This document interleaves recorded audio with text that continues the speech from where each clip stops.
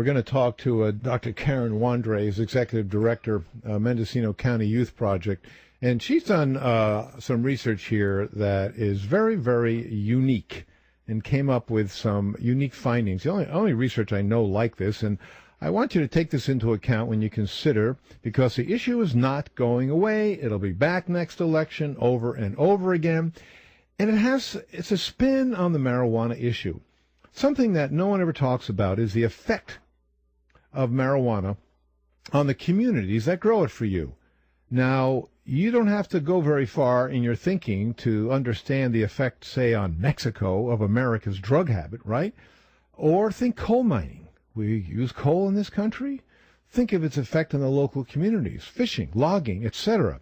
So this is a very, very unique look into what's going on in what's called the Emerald Triangle in Northern California in these communities.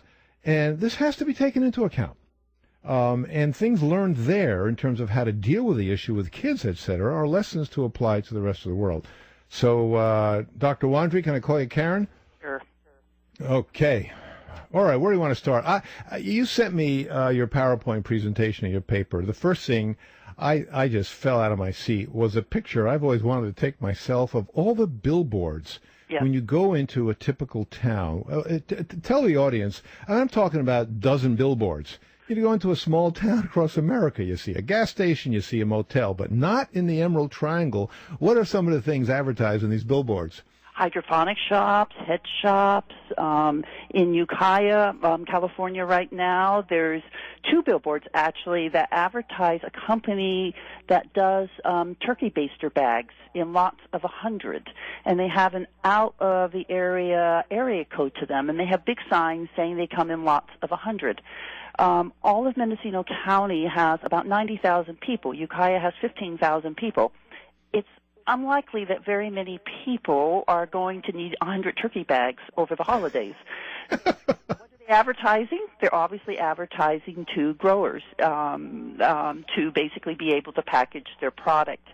One of the references you're making is that there's a small town called Willits in Northern California. That's on Highway 101, which is a 2-lane highway at that point. When you come to Willits from the north, there's about 10 billboards on this 2-lane road. And I went out and I photographed, and I would say about 6 or 7 of the billboards are directly related to the commercial marijuana growing business. When you, one of the other fascinating things in your report is the comparison between people, kids and adults who use marijuana and their rates in Mendocino County versus California in general. Give us a feel for that. It was some of those numbers are quite astounding. Yes, this is basically school kids, and so it's not adults at all, but it's school kids. And the rates in Mendocino County are way higher.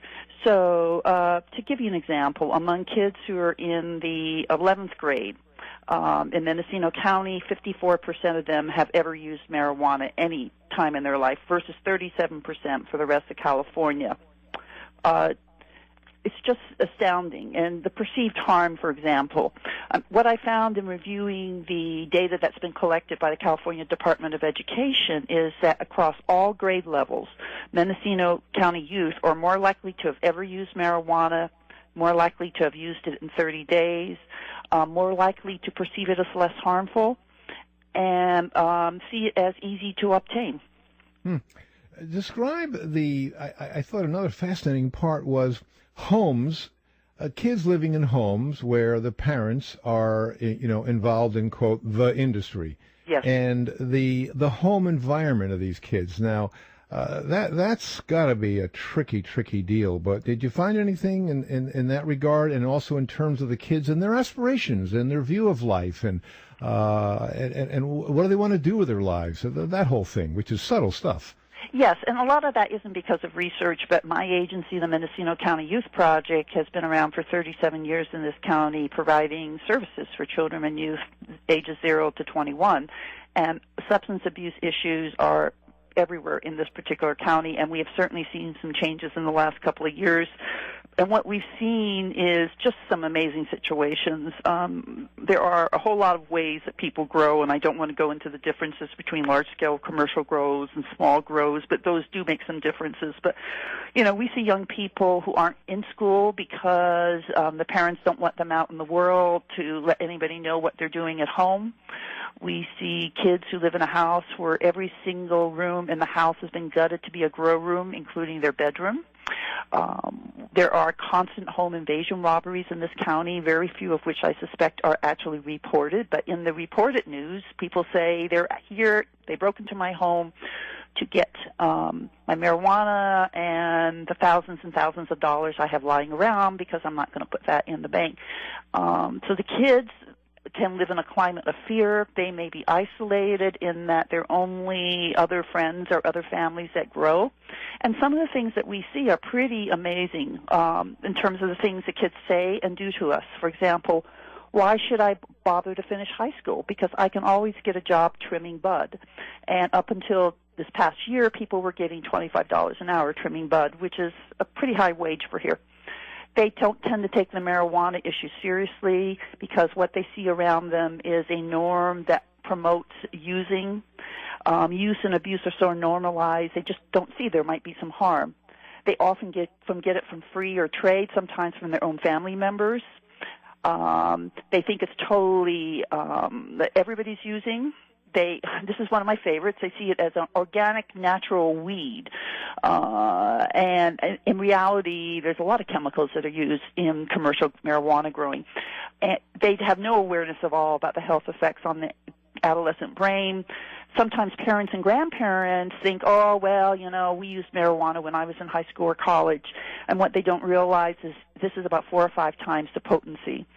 And they see adults who misuse the compassionate medical marijuana laws to basically justifying way more plants than almost anybody could ever legitimately use for medical purpose. So, Yeah, and I think the crime of this, Karin, because I know how, there you are, Mendocino County Youth Project, you're probably dying for dollars, and all the money that goes out of this county, there are no tax revenues. The county has to handle all these issues without any income. And I suppose you probably learned some things when it comes to, I'm not asking for instant answers because there are none, but you have a couple of caveats when it comes to counseling kids and communicating with kids about marijuana, the good, bad, and the ugly, mostly the ugly when it comes to kids.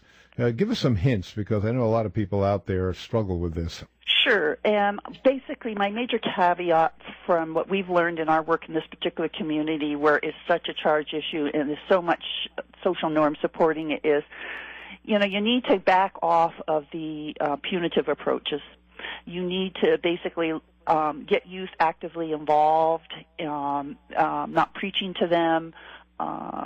Many of us know from our own generation that when adults lie to us about drug use, that led us to be very distrustful of any information, accurate or not, about drug use. You have to present accurate information. One of the things we do is we ask them to look at both the positive and the negative aspects of using marijuana.